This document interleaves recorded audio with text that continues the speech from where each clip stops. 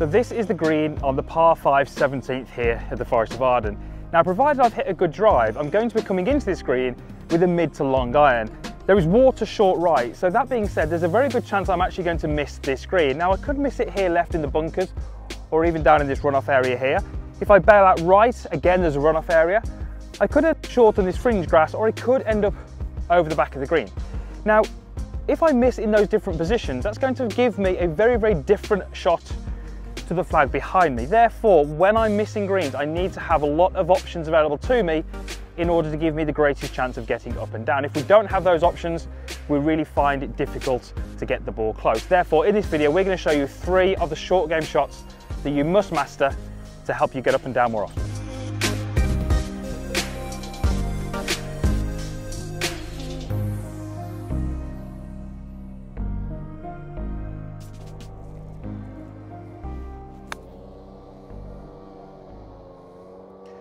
So that is what I'm going to call my basic pitch. And the reason I call it my basic pitch is because I'm not looking to do anything particularly special with the golf ball. I'm just looking to use the loft that's on my golf club and hit that ball on what we're going to call a mid-flight. Now, I carry 3 wedges in my bag. I carry my 52-degree wedge, the one I just used there, which was 56, and I also carry my 60-degree high toe.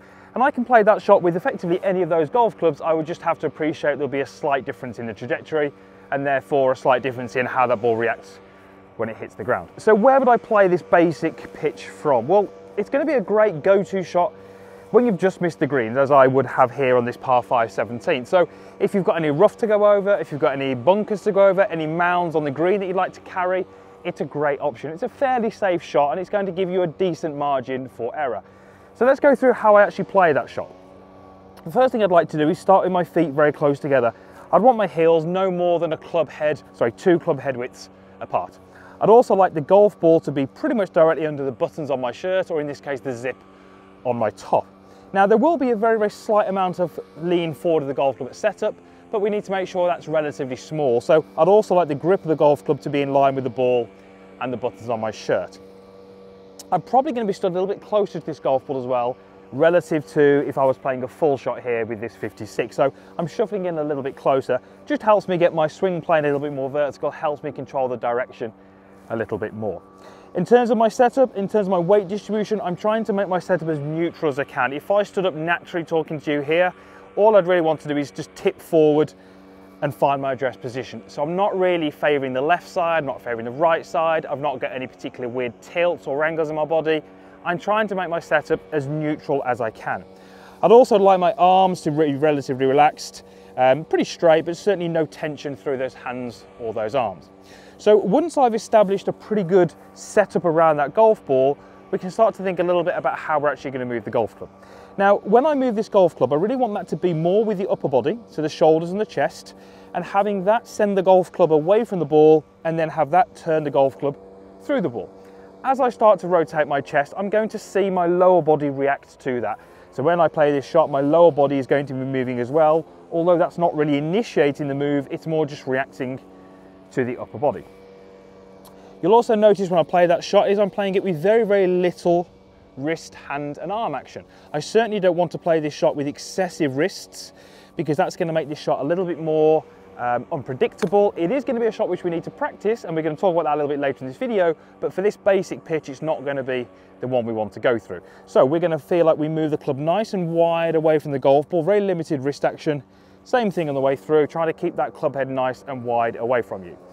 When we play this shot, we're looking for some ground interaction, absolutely key. You need to make sure your golf club is contacting the ground when you play this shot, but we wouldn't be looking for any severe divots. There should be a little mark where the golf club has just collided with the ground, but there's not going to be any divots. That a divot would suggest that you're too steep, or approach to the ball is too much down. That's going to give you lots of inconsistencies in the flight, and you're going to find it difficult to make contact as well. So in these particular conditions here, it's a little bit softer. I'm probably going to see maybe just a little bit of turf removed, but it's not going to be excessive, and it's just going to mean that I've actually made contact with the ground. So let's go ahead and play another one. As you're already seeing, I need to go a little left of this flag because there is quite a bit of slope on this green.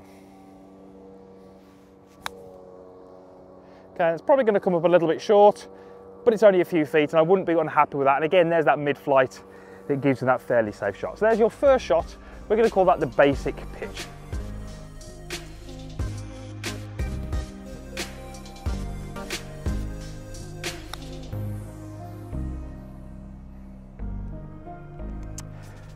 So the second shot option that I really want you to try and master is the chip and run like I hit there. Now this is a great option if you're a newer golfer, if you feel maybe that you're a little bit of a less skilled golfer and you don't particularly like hitting those shots with the wedges.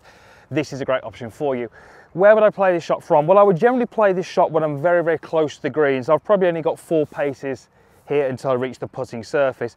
I need to make sure that I haven't really got any obstacles to go over, so no bunkers, no mounds, no rough. But if I'm faced with that situation, as I am here, the chip and run is a very, very good option. Now, you can play that with, you know, a variety of different clubs. That one there was a 7-iron. You can play it with an 8, you can play it with a 9. I possibly wouldn't go lower than a 7 because you're not really going to get much flight. But we really need to experiment with those clubs and see kind of what they can do for you. And that's going to depend a little bit on how you set yourself up and obviously what the ground conditions are like. So what's the shot really looking to do? Well, you can see there it's looking to keep the ball very, very low to the ground, get it onto the ground and get it rolling very, very quickly. Hence why we use lower loft. So again, I'd like to stand with my feet or my heels very, very close together.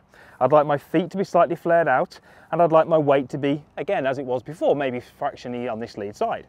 On this particular shot, however, I'd like to see the ball just a little bit more towards the back of the stance and just start with maybe just a fraction more of forward lean in the golf club. From here, we're going to stand very, very close to the golf ball. We're going to raise the handle up. And again, all that does, it makes my golf swing a little bit more vertical, which helps me control the direction that I'm hitting the ball in. We really want to make sure that we're very much in control of the direction, so we really only have to worry about the distance that we're hitting it.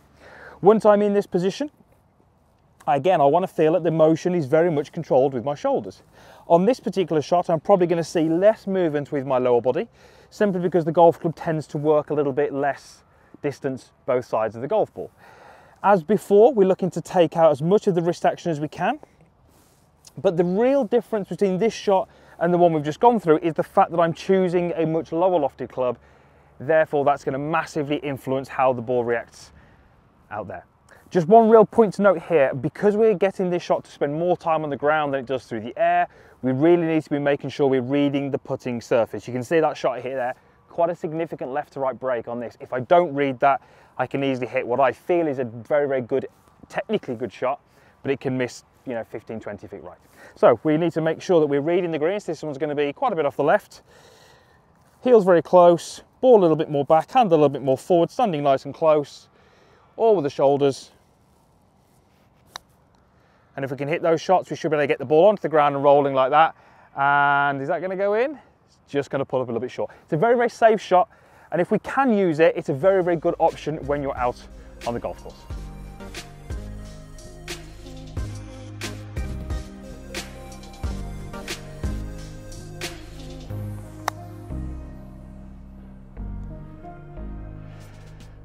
The third and final shot that you need to master is the high flighted one. Now, because we're looking to fly this ball into the air as high as we can in some cases, it would make sense that we use the club with the most loft. So in this case, I'm going to go for my 60-degree high toe. Straight away, I'm going to get more elevation than I will do with any other club in my bag. Now, this is generally a higher risk shot. It's a high tariff shot, and it requires a little bit more practice, a little bit more skill. So we're not going to play this shot unless we really have to. So what situation would require you to play this shot? Well, a situation just like I've got here. I've short-sided myself, so I've missed this green. I've got a big bunker in front of me. I've got a little bit of rough. I've got the green, and I don't have a lot of room for that ball to roll. So could I play that mid-basic shot that we went through first? Yes, absolutely, that would be an option, but I would probably accept that I can't get the ball much better than maybe 20 feet past the flag. If I really need to get the ball closer to the flag, I need to send the ball higher into the air and have it stop much quicker when it lands. So how are we going to play this? Well, I've already got the most loft in my hands, but what we can do is we can increase that by rotating the golf club to the right at setup. Once I've done that, I would then apply my hands to the golf club. So as you can see, that golf club is rotated, you know, a good amount to my right by maybe some 20 or 30 degrees. That increases the loft that's on that golf club. To make sure that ball now doesn't head off to the right, I need to make sure that the grip of the club gets a little bit lower to the ground. I'm also going to widen my stance, and you'll notice that the ball is just fractionally forward of centre with my golf club very, very neutral. Now, unlike the shots we've played so far, I now really want to feel like I'm using a little bit more of my wrists and my arms in the backswing, and I'm using those to throw the club head past my hands on the through swing. So there's a lot more wrist action in this golf swing. That doesn't mean there's no body turn, because you'll see there's a little bit of rotation on my shoulders, there's a little bit of reaction to that through my lower body, but this is very much more using my wrists, my forearms, to create some speed in the golf club to help me with that elevation.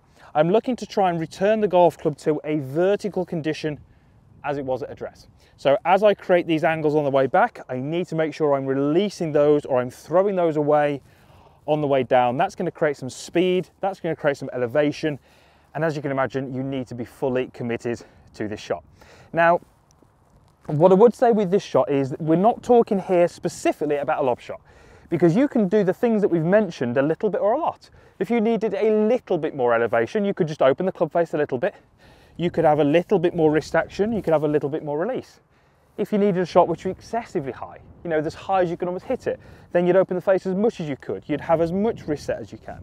So once we know what we can do to affect and change the trajectory in the shot, we almost need to go around to practice and just play around with a few different ideas and see what actually you can do with those golf clubs.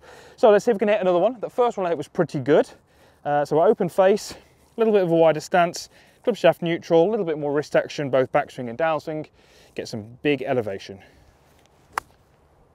And again, I'd be pretty happy with that. You can see it's landed just over the bunker, and that flight meant the ball stopped pretty quick, and it's given me a relatively short putt as my next shot.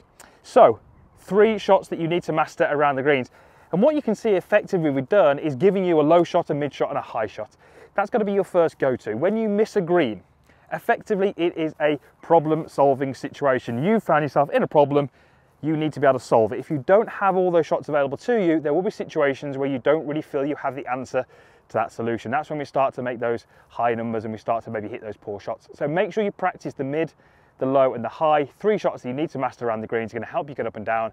A great way to lower the scores, because we're always going to miss greens. But if we can be confident in the shots that we choose and how we execute them, we can really make sure that those missed greens don't cost us bogeys, and we can keep our round going. Thank you very much for watching. Really appreciate your view. Usual stuff is down below. There's also over here a subscribe button, my logo. Click on that. That will allow you to be a free subscriber of the channel. I would love to have you along for the journey, helping you play some better golf and enjoying your golf along the way. Thanks for watching. We'll see you back here again soon.